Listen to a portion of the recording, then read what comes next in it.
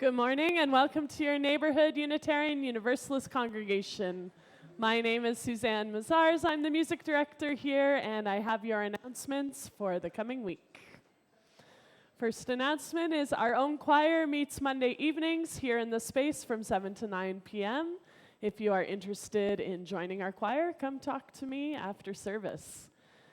Our next announcement, although it's not up yet, I hope they'll be up soon, is that Hatha Yoga returns on Wednesday evenings. I believe that's from 7 to 8:30? 7:30 to 9. Thank you. That also happens here in Rafos Hall. Lifespan Learning is seeking volunteers to help out with the... Could you go back a slide, please? Lifespan Learning is looking for volunteers to be with the children occasionally on Sunday mornings. You can speak to our director, Julia, if you're able to help out. And we're also looking for volunteers to help out greeting on Sunday mornings. You'll be needed once or twice a month to be the welcoming face of neighborhood. If that could be you, please talk to Luann. In our art galleries, we present the Spirit of Creativity. It's ongoing until May 26th. Some art is here behind me and lining our upper galleries. You're welcome to go up and take a look after service or drop by anytime during the week. Our AGM, Annual General Meeting, is happening Sunday, April 28th after service. If you'd like to vote, you have to be in person, although you can attend by Zoom to see what's going on. If you're not able to attend in person, but would still like to vote, you can complete a proxy form and send that to our board secretary, Steve, and you could talk to him after service to learn more all about that. Town Hall is happening today, directly after service, to discuss proposed updates to our bylaws. Come learn about our Spiritual Life Committee and the evolving governance model that necessitate updates to our bylaws. That's happening today after service. Help build beloved community. Board nominations are open. New board directors and a board president will be chosen by neighborhood members at the AGM on the 28th. The nominating committee is looking for candidates who bring a collaborative spirit, a loving interest in our future, as well as a willingness to learn and grow in the role. You can contact our nominating committee, Moira or Laura, at nominating@nuc.ca. Here's Moira. Neighborhood Caring Circle. The Caring Circle provides care and support to congregants in times of need, such as talking on the phone, sending cards, home and hospital visits, providing transport. If you're interested in volunteering for our Caring Circle, please speak with our contract minister, Pat Trudeau, who's here today, and join the meeting on Friday, April 26th at 10 a.m. at our neighborhood Zoom.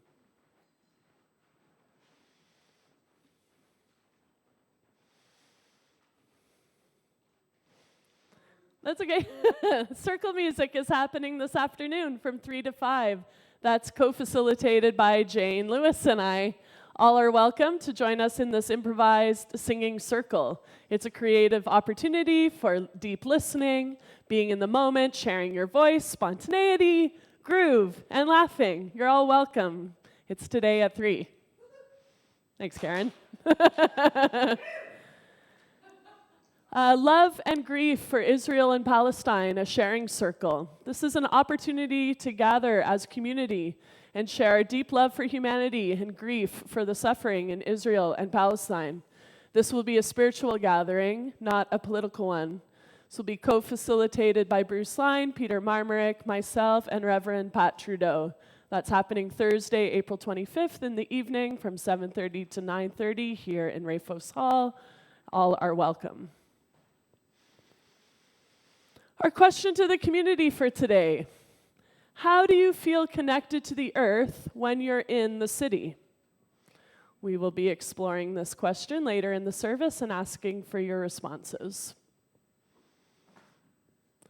Our services are created by our staff and volunteers. Myself, Susanne Maziarz, music director, Julia Thompson, our Lifespan Learning director, Reverend Pat Trudeau, our contract minister, and today Allison Kabayama is our service weaver, Bruce Line is on the AV desk, and Sean Thomas is running our Zoom. We thank our greeters, our counters, our Lifespan Learning volunteers, our kitchen fairies, all of whom are named in the cappuccino room. It takes a village. And next Sunday, we continue on our monthly theme of transformation. Be yourself, be transformed, and Earth Day. Our speaker will be Reverend Stephen Atkinson, music provided by our own spirit band. Gordon Thorne will be service weaving, and our Time for All Ages will be brought to us by Julia Thompson.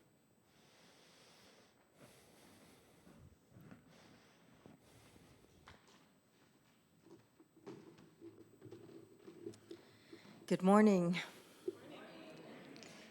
We welcome you to our Neighborhood Unitarian Universalist Congregation service. Whether you are here in person or joining us virtually via Zoom. My name is Allison Kabayama, and I will be your service weaver this morning. We start today's service by creating sacred space. And I will invite you to join me in reading our invocation. First, let's take a moment to settle comfortably, to set aside thoughts or plans for the afternoon or the coming week, and to turn off any electronics that might distract us or others. Sacred space is fragile and can be easily disturbed by noises that interrupt us. Remember, we can always pick these thoughts and worries back up at the end again afterwards if we want. Our invocation is projected here.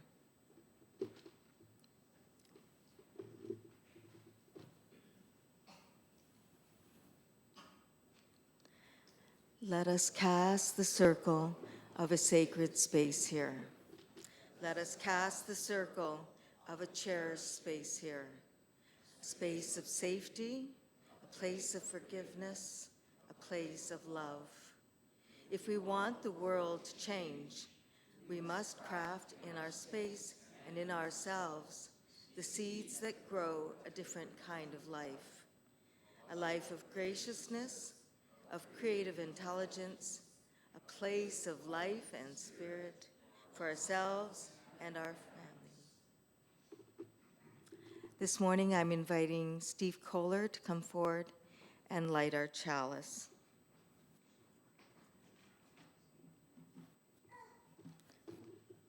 And we have our chalice lighting song. Push with your thumb first, and then push with your thumb first, and then.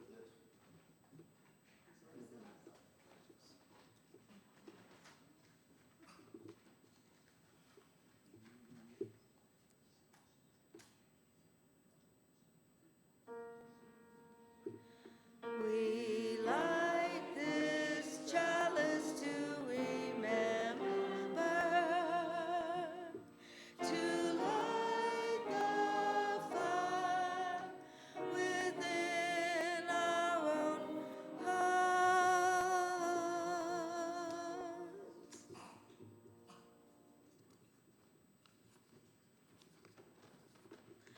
Our prelude this morning will be provided, gifted to us by Knutsen.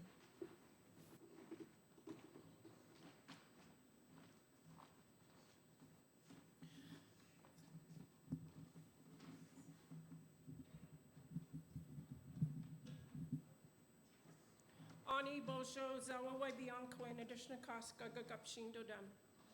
So my English name is Kim, that's on my birth certificate. My indigenous name is Yellow Blanket Woman, and I'm Bear Clan. I don't know what song I'm gonna sing, so we'll see what happens. I do. So this song I'm gonna sing is an Anishinaabe song. It's an eagle song. And the eagle for us takes our prayers up to Creator. So whatever you believe in your higher power, that will be that for you. So while I'm singing this song, if you know the song, you're welcome to join in. And you're gonna just imagine the eagle just taking away all that stuff that you don't need, sending peace and love to the areas on this planet that so desperately need it.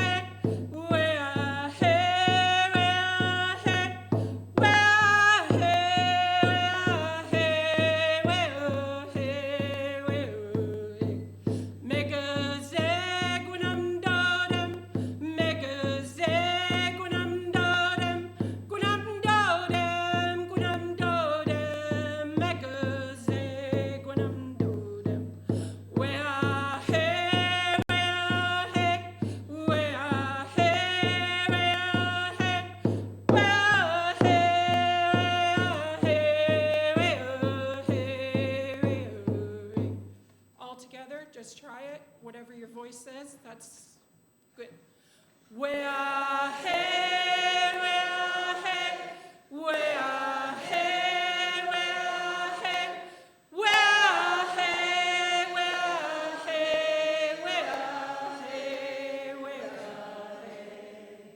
You're kind of gonna for all modulations.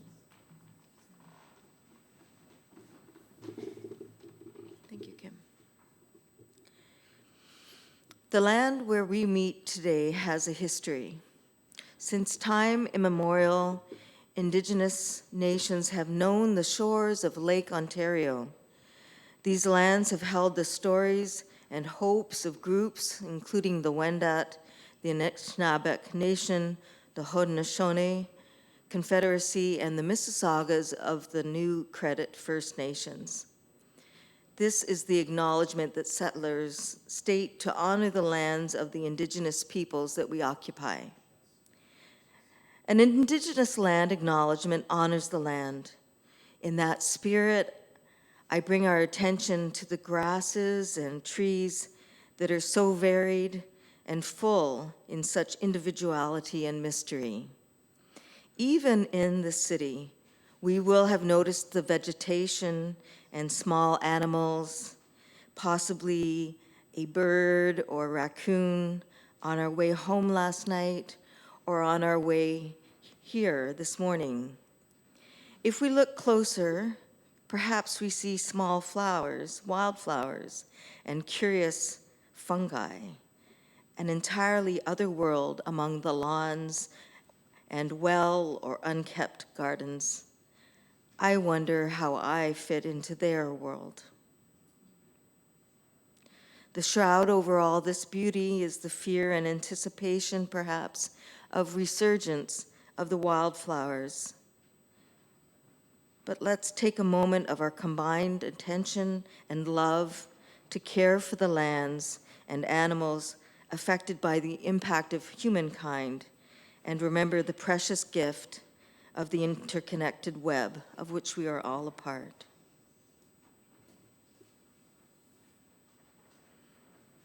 And now, as we continue in sacred space, I want to lift up many volunteers who will help I'm so happy to have Kim Knutsen leading some of our music today, as well as Steve Kohler.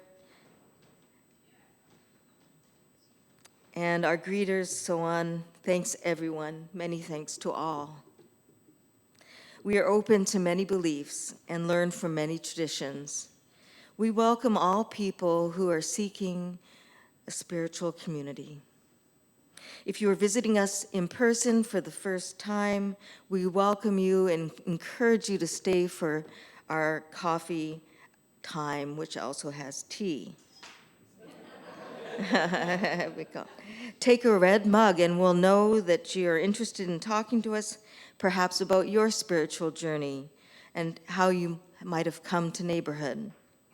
Our services can vary from week to week, so we encourage you to sample several to get a better sense of who we are. Our mission at Neighborhood is to empower spiritual growth and shared action for the care of our world. Our bi-monthly theme for March and April is spiritually grounded. Our theme for April is transformation.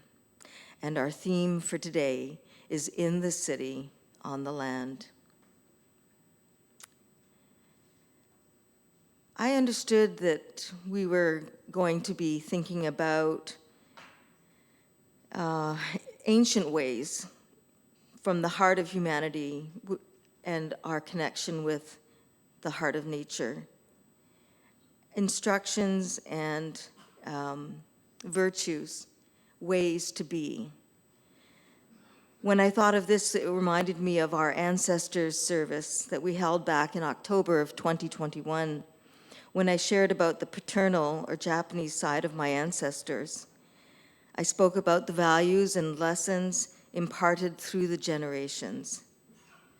My older brother, Makoto, is now the chonan and keeper of the family sword and learned Bushido, or the way, from our father. And the 7 commonly accepted tenets or virtues of Bushido are rectitude, courage, benevolence, respect, honor, honesty, and loyalty. My father, Dr. Michiomi Abraham Kabayama, was a scientist, a social activist, and a pioneering environmentalist. He was close friends with David Suzuki, and they together mounted the very first Environmental Day, which was held in Toronto in the 1970s. So I think today's subject would have been of great interest to him. I understand that the original instructions inform some of what Indigenous leaders and other visionaries suggest may yield solutions to today's global crisis, wherein Indigenous and contemporary science converge. In the words of Winona LaDuke, who is an Indigenous American economist, environmentalist, writer, and industrial hemp grower, known for her work on tribal land claims and preservation, as well as sustainable development. If we build a society based on honoring the earth, we build a society which is sustainable and has the capacity to support all life forms. May it be so. Now we are coming to the time to greet your neighbors. After you've greeted a few neighbors, perhaps turn to the camera and give a wave to our congregants and members and friends joining us virtually. Susanne will sound a chime to end. Now, please take a moment to greet the neighbors around you.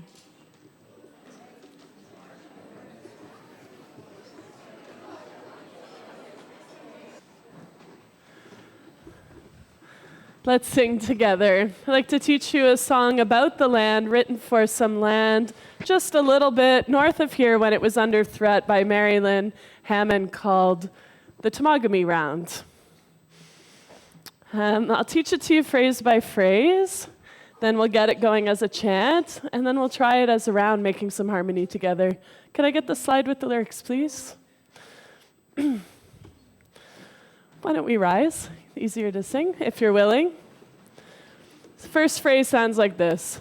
If we lose this forest, if we savage the land. If we lose this forest, if we savage the land, we might as well be cutting off our own right hand. We might as well be cutting off our own right hand. For we and the earth are one. For we and the earth are one. Under the moon, under the sun. Under the moon, under the sun. Let's try the whole thing a little bit together a few times. If we lose this forest, if we savage the land, we might as well be cutting off our own right hand. For we and the earth are one.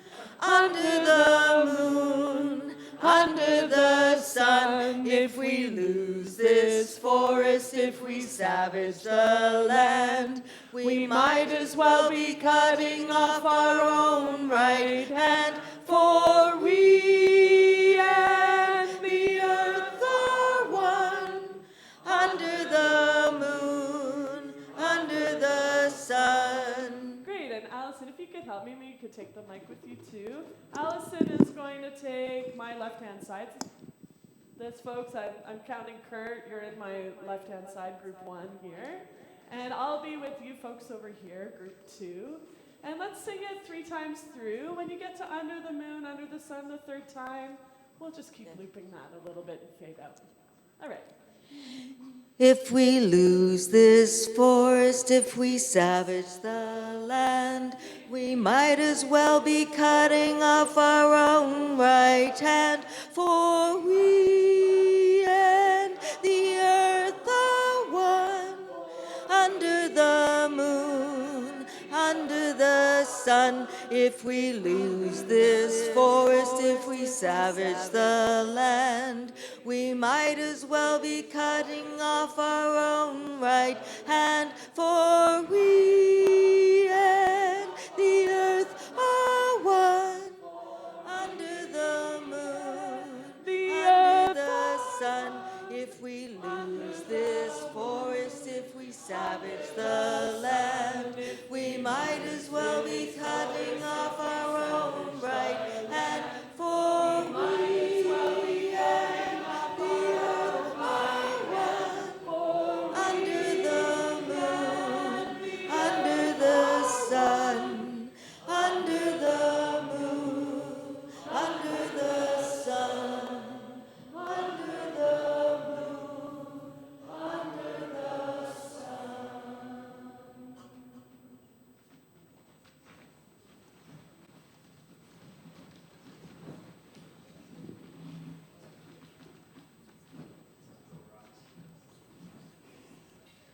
Good morning.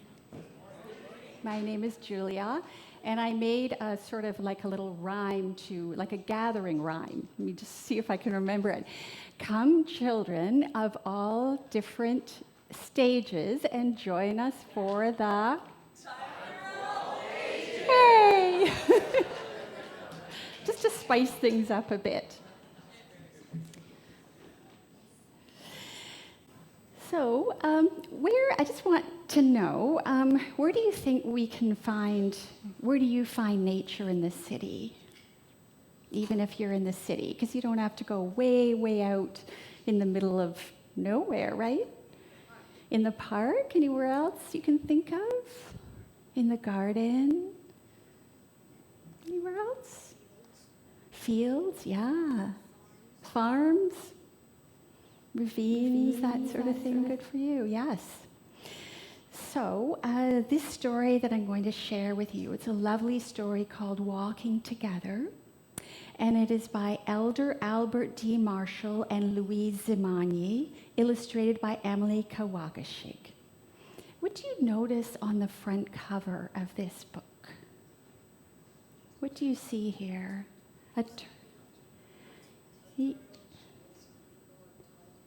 Yes, like a turtle, exactly, with people walking together on the turtle's back, right? Yeah. So the name Turtle Island comes from the people of the First Nations, and their stories tell of the land being created started on the back of a turtle. This is a lovely story, and the illustrations are beautiful, so I'm excited to share it with you. Walking together. When we walk together in a good way, we learn to see the world through two eyes. So we have both the indigenous stories and of the ancestors and the knowledge that comes from non-indigenous ways. We receive the gifts of Mother Earth through stories. When we walk together in a good way, things are revealed. We hear those who are returning and those who stayed, sing the lands and waters awake after a deep rest. What season is it? What can give you some ideas of what season it might be? Oops. Spring, exactly, yes. When we walk together in a good way on Turtle Island, we learn that we are all connected. We are never alone. We need each other. Mawaik, together we are strong. When we walk together in a good way, we learn about the gifts and stories of our family, of the lands and of the waters, those who were here before us and those who will be here after us. When we walk together in a good way, we learn the languages of the land. I like that the child is peeking at the deer from behind the tree. And the beaver, too. When we walk together in a good way, we give back gifts by taking care of our family, our nature family, too. We leave things where they are. We take only if there is enough. We ask before we take, and we listen for the answer. We share. We sing the Mother Earth song. We say thank you. Walalan, miigwech. When we walk together in a good way, we go to what we love. We go to what we need. Water, stick, rock, frog. When we walk together in a good way, Frog is one of our teachers. We wait, listen, and watch for Frog near the ponds. We breathe in the stillness.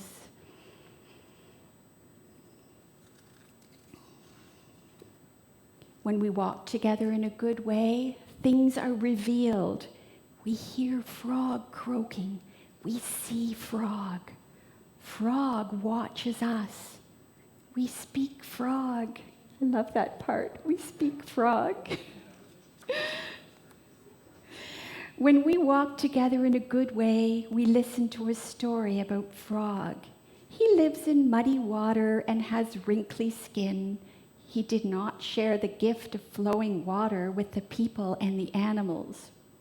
Ruby-throated hummingbird, wild daisies, flowing river, and sunning turtle are our teachers too. When we walk together in a good way, we share wonder as we wander and play. Watching stories, we weave and tell new stories in circle under the willow. The stories of the waters and the lands and the teachings of the flyers, the crawlers, the swimmers, and the four-leggeds grow inside us. Like flossy milkweed seeds, they're carried on the winds for future generations. When we walk together in a good way, we remember, Mawaik, together we are strong. When we take care of the land and water will take care of us. Just like the braided sweetgrass, we are stronger together. What did they make with their hands? What are they making with their hands? A heart with the sweetgrass. When we walk together in a good way, we learn to know the world through two eyes.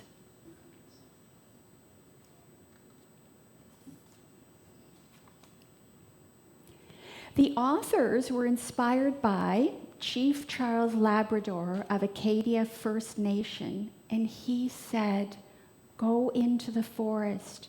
You will see birch, maple, pine. Look underground, and all those trees are holding hands. We as people should do the same." Thank you.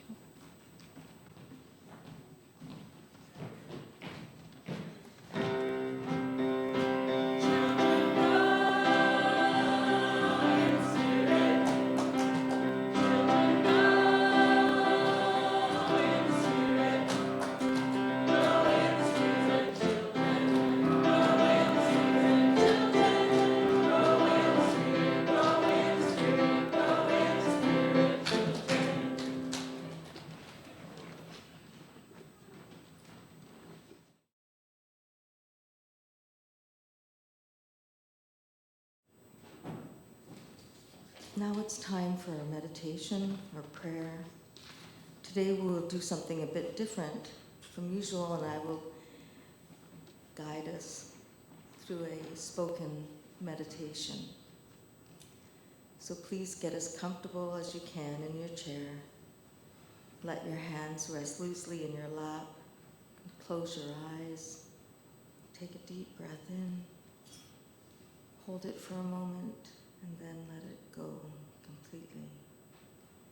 Take another deep breath, and as you do, imagine you're breathing in pure love. As you exhale, you are sending out forgiveness. And we take a third deep breath and hold it for a moment. As you exhale completely, you feel all of the worries of the day being released, and a sensation of relaxation beginning to fill your body. It enters at the top of your head and spreads down over your face, neck, and shoulders. This relaxing feeling now expands along your back, down your legs, and out through your feet. Continue to breathe softly as we go on a journey in our minds. Picture the view from the front porch of a log cabin deep in the woods at the base of a lush green mountain. You are leaving all of your worldly cares and concerns behind you. The smell of pine trees in the warm morning sun is pleasant as you sit in your comfortable chair, enjoying the peace and serenity that surrounds you. Fog gently rolls off the mountainside as the sun evaporates the morning dew. Birds are singing, and their song seems to call you into the forest.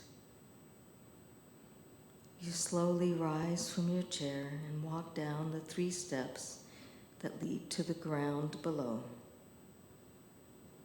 There is a path that leads into the dense part of the forest. The trees are so thick that you can't see very far down the path. A cool, moist breeze gently caresses your face, bringing with it a sweet-smelling fragrance. The path meanders along through the woods, curving around giant old trees with flowering vines, stringing through them and forming a beautiful canopy above you that stretches in every direction. A rabbit lazily hops by you with little ones following closely behind her. They stop and turn toward you as if they have no fear of you.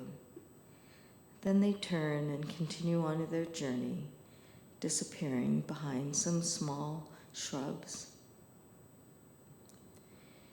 You walk further through the woods, and in the distance you can hear the sound of rushing water. You leave the path and walk in the direction of the water. As you near the water, the canopy of the forest opens up to reveal a soft blue sky, not a cloud in sight. In this opening, a creek cascades off the edge of a cliff and gently falls into a clear pool surrounded by rocks. Dragonflies flutter across the surface of the rippling pool. The water flows away into the forest, nourishing all that live within it. There is an opening in the cliff behind the waterfalls. You go there, and looking through the water, you can see all the colors of the rainbow performing an elegant dance as the sun's light reflects off the water. Even the trees and rocks on the other side seem to be melting into various shapes and colors as the water glides through the air. Without thinking, you take a few steps forward and stand inside the water as it falls around you to the earth. You take a drink of the water, and it tastes clean and pure, refreshing after your walk through the forest. Being in the presence of such majesty fills your heart with joy and gratitude. You are overcome by feelings of peace and serenity.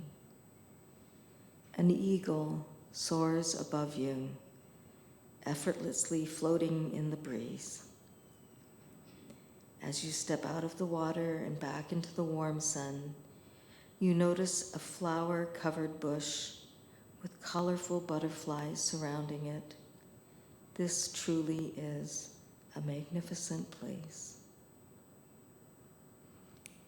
Now it's time to head back to the cabin, so you walk back in the direction of the path, back into the cool forest. Walking further, you can see the entrance to the forest next to the cabin. You leave the woods and slowly walk up the steps to the porch, sitting once more where you began, in the comfortable chair. But now you have a feeling of peace and joy.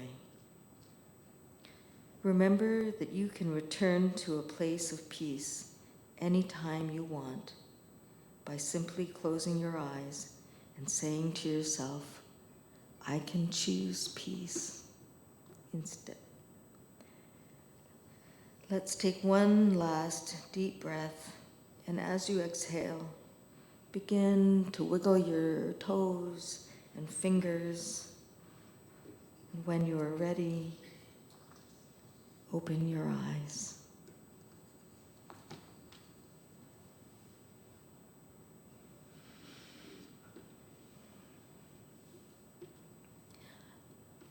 So at this time, we have a question to the community. It's a time when we can share in our collective wisdom. How do you feel connected to the earth when you're in the city? I'd like to take a few answers from those of us here in the sanctuary, and then we can take a couple from those of us joining on Zoom, and I see one hand already. We'll go to Kurt. Every week I went with a group on the Leslie Street Spit, just listening to all the nature and feeling all the ground and the plants, everything around. I have a music studio out at Gibraltar Point, and I go there all season round to appreciate all that the Toronto Islands have to offer: wildlife, birds, beach, trees, ponds, beavers, and I have a sit spot there that I go to connect to the earth and to witness the changing of the seasons. It's beautiful. Thank you, We're Suzanne. so lucky. For me, especially during the lockdown, when the only thing I was able to do was go for those late night walks, be walking around the neighborhood and seeing many coyote sightings and fox running around the neighborhood. And even today, I'll be walking home at night and Mr. Coyote goes walking across my path. He's always there. Thank you, David. Sorry about the sound.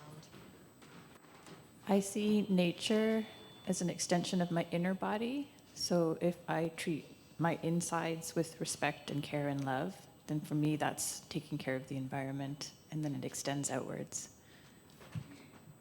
Thank you, Catherine.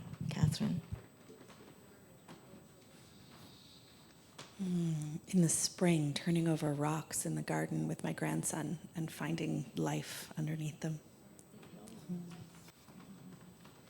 I'll take one more from here, and then we'll take a journey online. I love visiting all of the green spaces in Toronto, but when I can't, I like to look around wherever I am indoors and try and imagine the origin of all of the items surrounding me, and recognizing that we are always surrounded by nature in everything that surrounds us, every item of clothing and every article of furniture and everything. So, Thank you, Sana.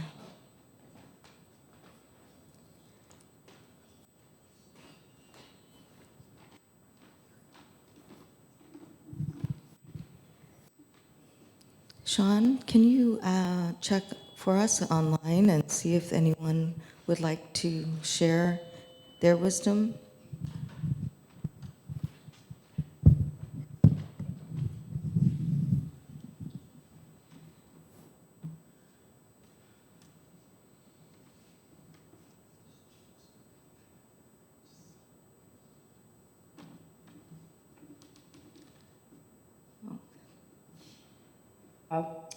On Girard and near Coxwell, near our old church. And we'd walk the dogs through there and just feel like I was back in the woods.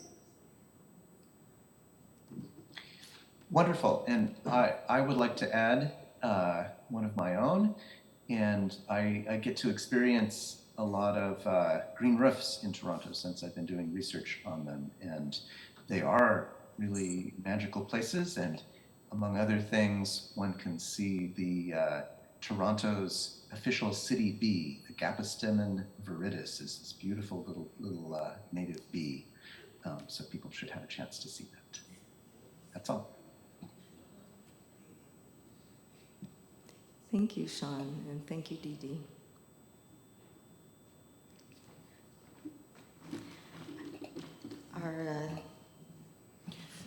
This song, so I guess I should say I started singing. Oh, sorry. Go ahead. Please share with us, Helen. Oh, Tony. So, we, sorry, sound okay? Me, the daily experience with trees and also the open season, which is pretty awesome. And then the lake, whenever I get a chance to take a good look at the lake, I'm very But it's also important to me to remember that city living is actually much gentler than those types of suburban or country living today. We live close together, we travel short distances, we use public transit, we keep sometimes smaller spaces that are shared, like in buildings, and that's actually a much gentler way of living, and so I can feel good about city living for that reason. I'll fill in the blanks and know that Tony is sharing good places and ways in our city to enjoy the trees and the water. So I started singing at Anishinaabe Health, which is at Queen and Sherbourne. That location is no longer being used anymore because they're opened up their new building where the Pan Am Games were. But that is where Humble Little Me started singing. So the song I'm going to sing is the Humble Song, and I think the lyrics are, I don't know. I'm going to start Mother Earth, flyers, swimmers, creepy crawlers or crawlers, and then we're going to say four-leggeds and two-leggeds. You gotta humble ourselves in the eyes of Mother Earth. You gotta humble ourselves in the eyes of Mother Earth. You gotta bend down low, you gotta know what she knows. We can raise each other up higher and higher. We can raise each other up. We gotta humble ourselves in the eyes of the flyers. You gotta humble ourselves in the eyes of the flyers. You gotta bend down low, you gotta know what they know. We can raise each other up higher and higher. We can raise each other up. You gotta humble ourselves in the eyes of the swimmers. You gotta humble ourselves in the eyes of the swimmers. You gotta bend down low, you gotta know what they know.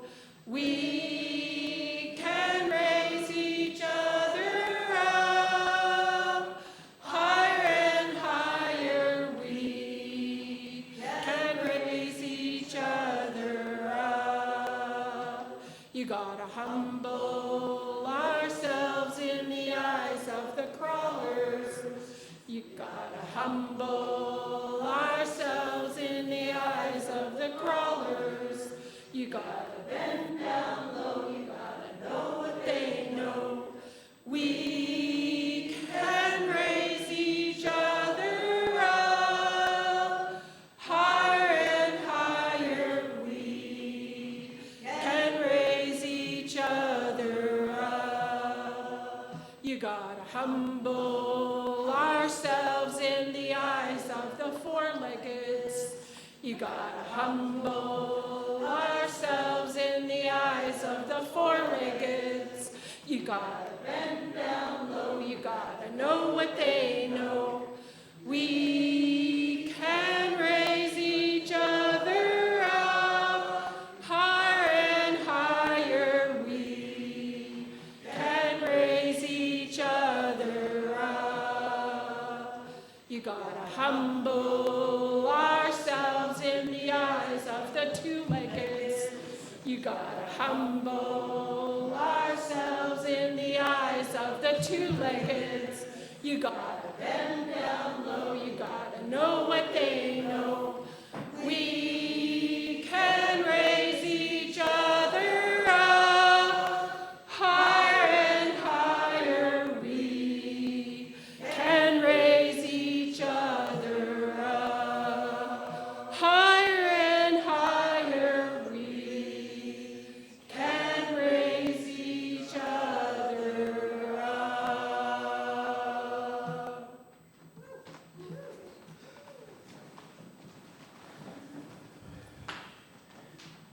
Our speaker is just parking the car outside, so that gives me an opportunity to lead us in another song while we wait for him to arrive.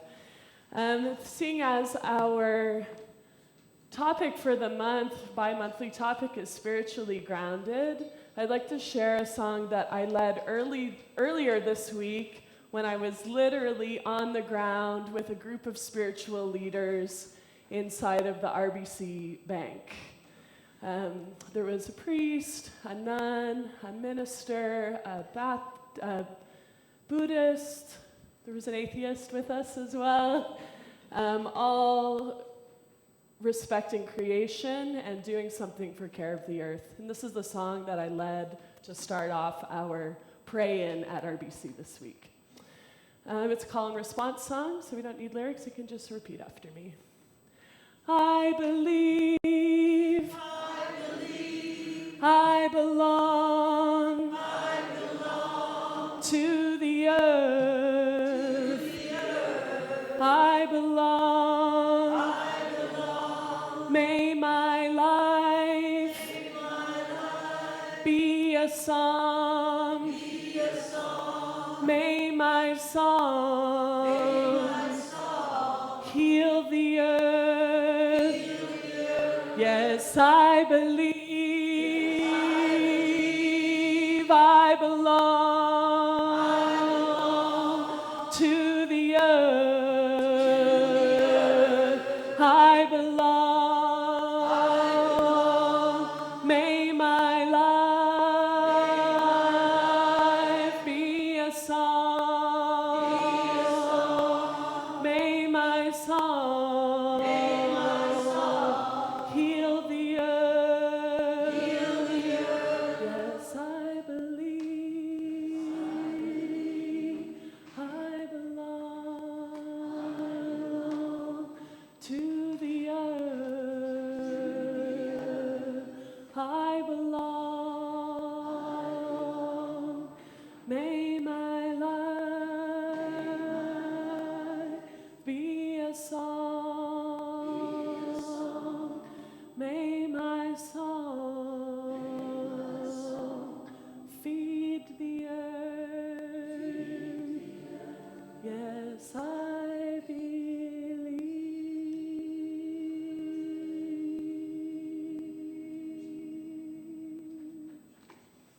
Thank you. Thank you, Susanne. I have a little bit of information about our speaker, Doug Anderson, and I'm not sure if this is correct to say Bungie, yes, Scottish Métis in Manitoba, who lives in Toronto, where he has worked for 30 years as an educator and author, supporting people of all ages and levels of learning. He is committed to helping preserve Indigenous knowledge within Indigenous communities and to ethically facing this knowledge on its own terms into diverse urban contexts. He has played a vital role in urban land-based learning and cultural resurgence across Toronto, and the establishment of large medicine and food gardens under regional Indigenous principles. Doug teaches at the University of Toronto and with elementary schools in the land. He is a founder and creative director at Invert Media, where he has helped to ethically bring diverse Indigenous perspectives into various education systems and media. He now devotes himself to being in the land wherever possible and can often be found tending to sites in Toronto's West End. I invite Doug. Thank you so much. I'll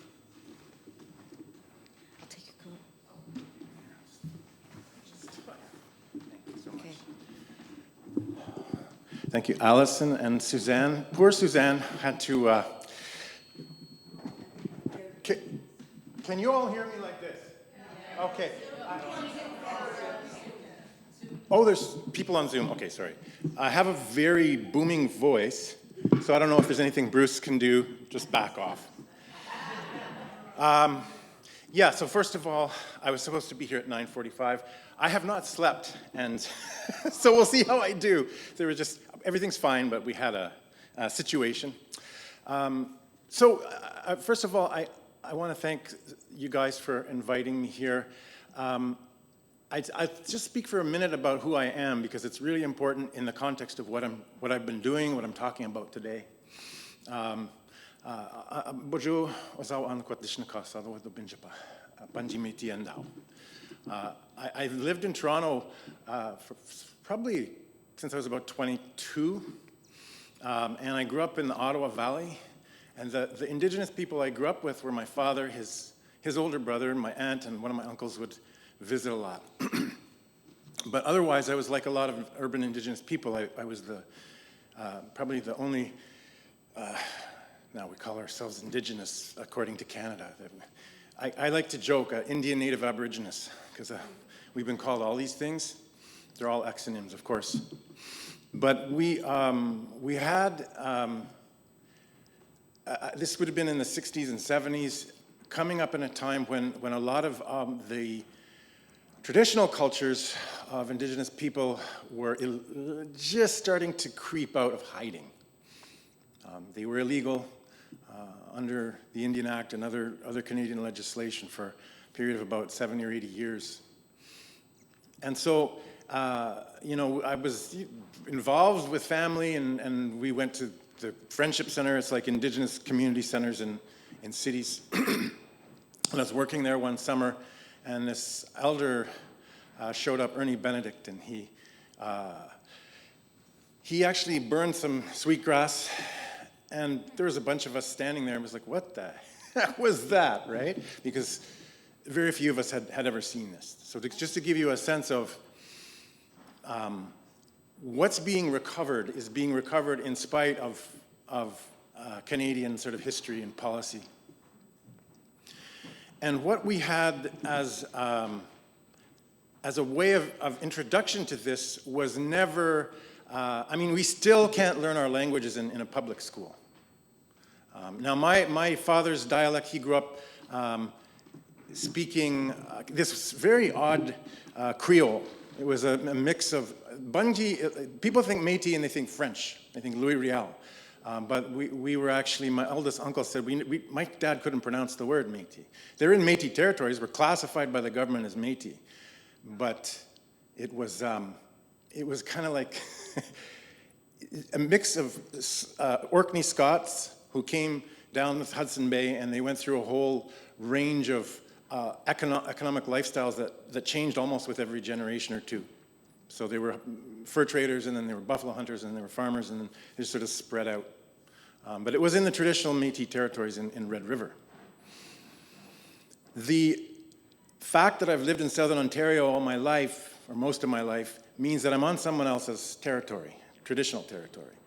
And so I have been more or less welcomed by the people whose territory it is, the Anishinaabeg of this region. And that's what I'm going to speak to a little bit today. I don't speak for the Anishinaabeg, but I think it's really important to share what we've been doing on the basis of what Anishinaabe people have sustained. And there are other people from this part of the world, like the Haudenosaunee, the Six Nations Confederacy, and the Wendat, who kind of were scattered with the Beaver Wars in the 1600s and 1700s. But living in Toronto was a trial, and we had, I came here because there was work, and I never left. It's that simple. Like a lot of people. I know a lot of people come here from all over, and that's the reason they're here. It might not be their first choice. It's a great city. I love it. But it wasn't, I grew up in the country, in close proximity to the land. And so around about 2012, my son was, at the time, 2011, he was getting ready to go to school, and we were going to leave the city, and he ended up getting into school, and we just had work, and we stayed. So at that point, I asked myself a question, because the reason we wanted to leave was I wanted to get out into the land. And so I just went out into the land. There's a lot of land in Toronto, as you know, in the ravines, parks. And so I went out at first. Now, my history, my background is I spent a lot of time in learning ministries and in educational settings. I teach. I've been involved in that world for decades. And so I'm used to doing things according to the rules of Canadian kind of laws and institutions. And I found going out into the land that those laws and institutions, I kind of knew that already, but they really exist in order to prevent us from being in the land. Not just Indigenous people, anybody. And so as I went out, I found myself not so much being in the land as being entangled in bureaucracy in my office and going through a lot of red tape. And at a certain point, we had different elders coming and going, and one Anishinaabe elder came one day, and they've done ceremonies. We're talking about an area along the Humber River in the West End, which Bruce has been to. That's how I got to know Bruce a little bit. These elders would come and go, and they would say, well, you don't need a permit to have a fire. And they would say, we've done ceremonies, and because it would not have proceeded if they had not said this. They said, we've done ceremonies, and we've discerned that this sort of whole, there's a word in Anishinaabe, aki. It means, it's often translated as the land, but it means not just nature. It includes everything in that place. So it's talking about all the layers of being that are inhere to any place. So if we were talking about this place, this is Aki, we'd be talking about all the people who've been through here in the past, and the people who are under the ground and so forth, the people who are coming. So they consulted at that level, and they said, yeah, it's good. You can grow things, you can light a fire, you can build your lodges, your traditional lodges. So that's what's been happening out there. And what's interesting is we're not doing it under Canadian laws or systems. And we're not against those systems. I mean, first of all, if we were, we would get crushed pretty quickly. If you've ever had to stand up to any kind of powerful system, you would, I'm sure you're quite well aware of that. And generally, in a sort of large institution like the City of Toronto, while it's very heavy and oppressive in many ways, the people working in it are good. Most of them are really good people. But they didn't know what to do with us because what we were saying to them was they wanted to have an agreement. And the way that people usually try to do stuff under Canadian systems and laws is in the land in terms of growing things or restoring a site. They call it eco-restoration, or they might call it a community garden. I mean, we didn't fit neatly into one of those categories. We were doing it all. Because what we were doing is we were actually asking ourselves, how do we restore the way in which we relate to this place on the basis of all the original instructions is a way that some people talk about it. Gitchinakanagewa in Great Binding Law. There's a Anishinaabe lawyer, M.A. Craft, she talks about the laws that we have as human laws are the last laws, and preceding those or anterior to those, we have natural laws, which do change, and all the knowledge that we get ordinarily in order to survive comes from there. It's not something people made up. And so, there was a scientist in the 50s, James Van Allen. He thought he discovered these particles in the atmosphere. He did, I guess. But according to Haudenosaunee mythology, the functions served by those particles are part of a whole range of sacred functions that belong to informal beings. So there's levels of being. And I love, this is why I came, because I love people who are thinking about creation and spirituality. Those layers of being are inhere to everything. And, Anishinaabe people I know tend not to talk about God or Creator, Geshem Nado, it's not something that we go on about because it's not something I have direct experience of. And most people are more humble than that. But ultimately, it's all unified in this ultimate source of creation, Creator, whatever you want to call it. But they were talking about in this site that all these layers of being were they're adhering to this place, going way back and going into the future, were all sort of, because outside of our human world, it's outside of time. It's outside of space as we know it. And so in this place, they were saying, in our ceremonies, we know that this can be done here. So we raised a series of lodges over time. So these were Medewan people in Meday society generally, although there were different iterations of that. It's just like you have Unitarian Universalists and you have Catholics. We have similar, kind of, not similar, but there are different groups of people who take these things differently. But they generally agreed. And so as this proceeded, the city and the Conservation Authority started to come forward and say, well, we see that you're not just planting trees and going away, which was kind of what we expected, because that's what happens. And a lot of Canadian eco-restoration is basically people plant a tree and put a sign for HSBC up in front of it, and then they don't come back. And children are learning that, right? This is why we have a problem. And so we're not doing that. We have right now a whole bunch of these lodges up. There are ceremonies in there. There's a lot going on. And what I'm involved in is I do bring children out and students from schools. I work with schools. But I realized at a certain point that this one big lodge where, they don't mind if I book it and we bring students through and we show them the land and we get them to help. But I realized, that's really for ceremony. That's for Indigenous people to have ceremony. And this is, going back to how I started, this was illegal for 80 years. A lot of our young people are sort of, we're just trying to help them recover this, and we're still recovering it ourselves. And so it's taking time. And we get a lot of people coming and going who, God bless them, but they're really ready to kind of be an Indian, right? And I'm like, well, just wait.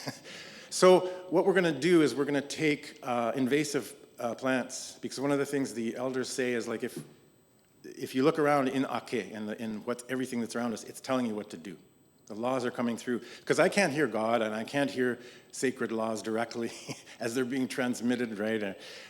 But I can see what's coming out around us. And so what we're seeing is a range of life, including the invasive. I have 3 minutes.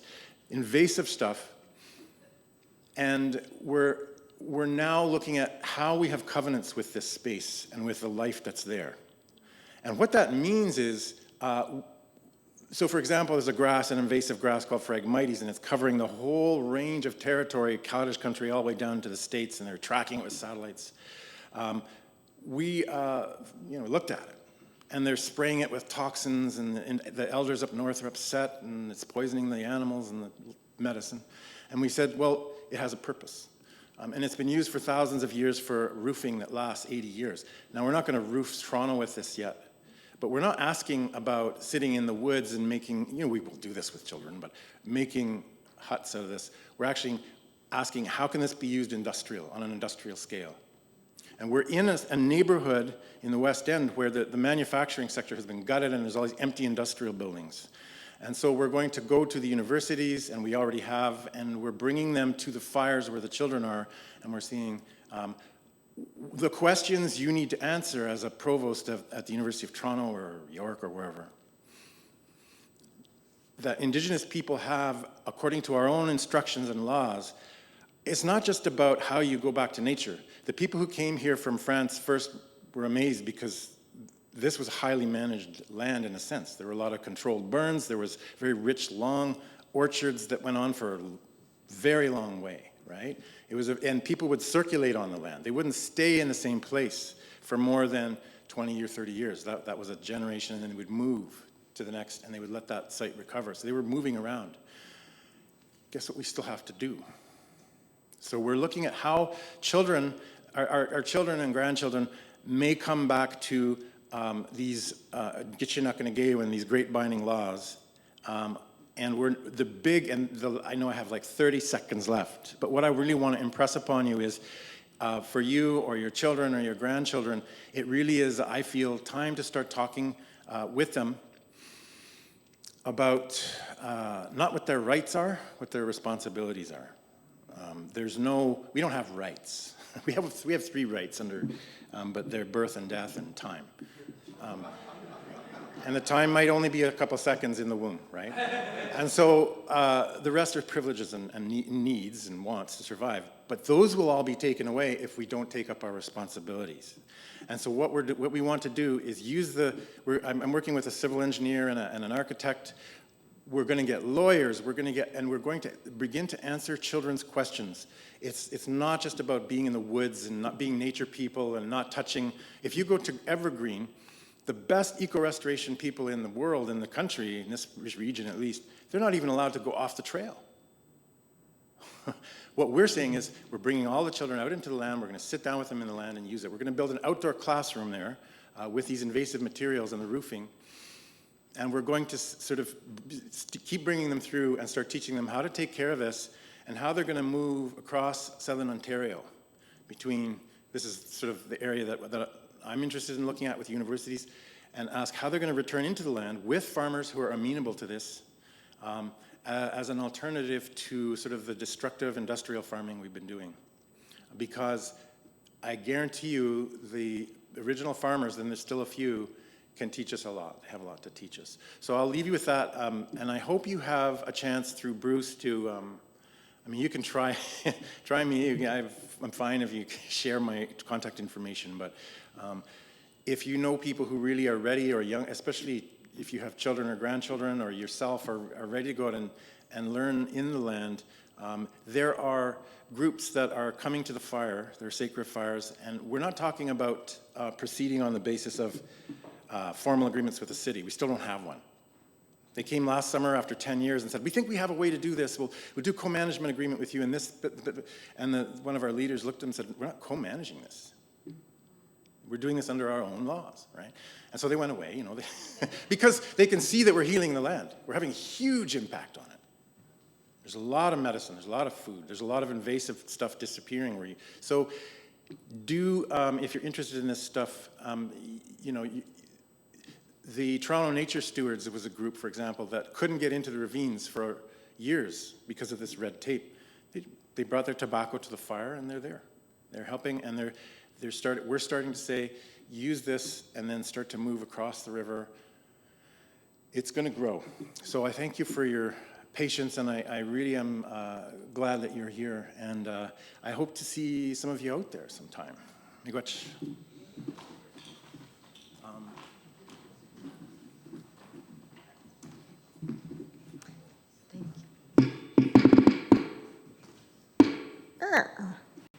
Okay. Thank you so much, Doug. This was worth the wait. We're glad you're here. And now is the time for our offertory. Sharing of ourselves is part of every faith.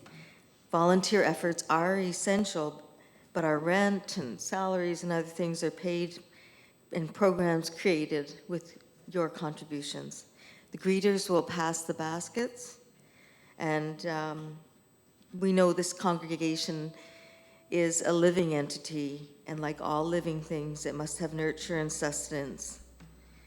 As we contribute to the life of this community, we affirm our lives within it. And if the greeters can please bring the baskets to me when the money is collected. We'll now pause, and Steve has a song for us. Well, Joni Mitchell was in Hawaii. Beautiful place, beautiful land, and then saw a huge parking lot, and that's what inspired this song, from what I hear.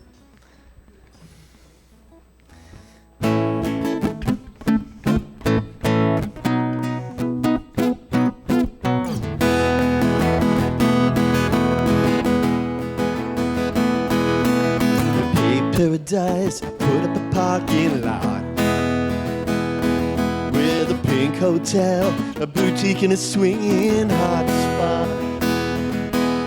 Don't it always seem to go that you don't know what you've got till till it's gone. You pay paradise, put up a parking lot.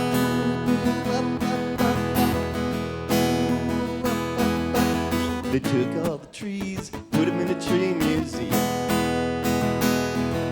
And they charged the people $1.50 just to see them.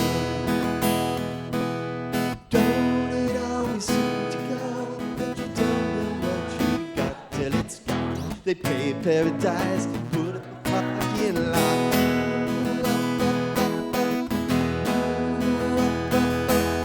Hey, farmer, put away that DDT. Give me spots on my apples, but leave me the birds and the bees.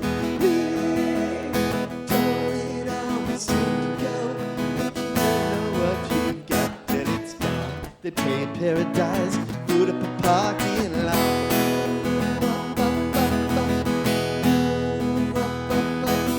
Late last night, I heard the screen door slam. Yellow taxi took away my old man. Don't it always seem to go that you don't know what you've got till it's gone? They pay paradise, put up a parking lot. Oh, don't it always seem to go that you don't know what you've got till it's gone? You pay paradise, put up a parking lot. Paradise, put up a parking lot. You pay paradise, put up a parking lot.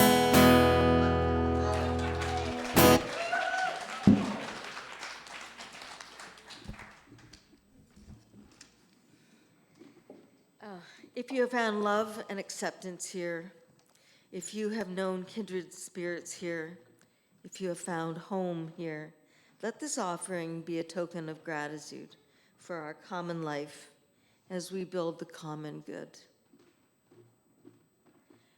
I invite Steve to come forward and extinguish our chalice.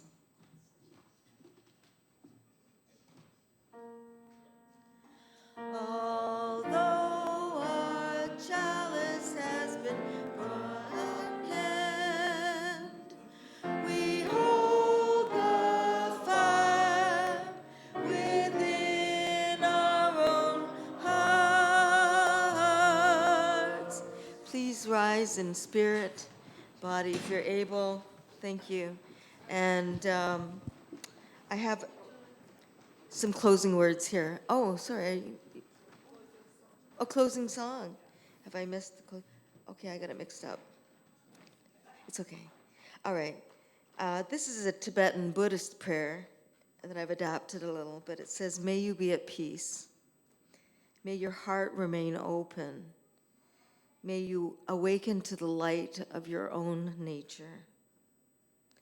May you be healed. May you be a source of healing for all beings. And I add, may you heal in nature and return healing our natural world. And we have a postlude. Yes.